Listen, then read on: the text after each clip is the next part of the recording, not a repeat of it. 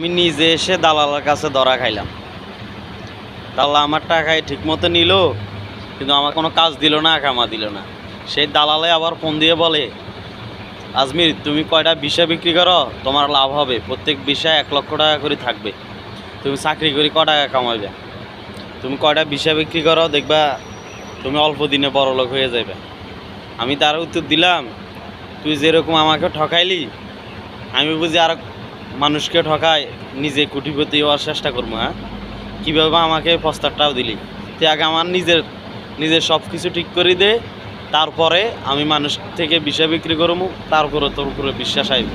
আজকে 1 বছর হয়ে গেছে, তুই আমার কোনো খোঁজখবর লইলি না। তাকে বলা, এই কথা বলার পরে সে ফোনটা কেটে দিল। এই হইল অবস্থা, বুঝছেন?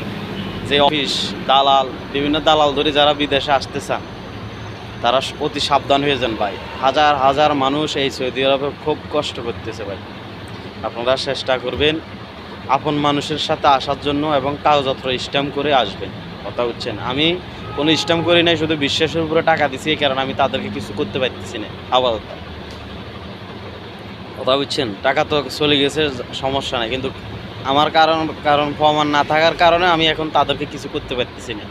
প্রমাণ যদি থাকতো বা স্ট্যাম্প থাকতো, তাদের সাথে চুক্তিবদ্ধ হইতো, কাগজপত্র থাকতো, তাইলে তারা কখনো আমাকে ঠকিয়ে যাইতে পারতো না। এখন আমার ভুলের কারণে আমি ধরা খাইছি। আমি চাই না আপনারা যারা নতুন করে সৌদি আরব আসতে চান তারা ধরা খান, আমার মতো ভুক্তভোগী হন। আমি চাই না আপনারা সবসময় যারাই প্রবাসে আসতে চান, নতুন করে যারা নতুন ভাই বেড়াদার যারা আছেন, যারা প্রবাসে আসতে চান, সাবধানতার সাথে আসবেন। যাদের সাথে কথা চুক্তিবদ্ধ ভালোভাবে করে তারপরে আসবেন। আল্লাহ হাফেজ, সবাই ভালো থাকবেন, সুস্থ থাকবেন।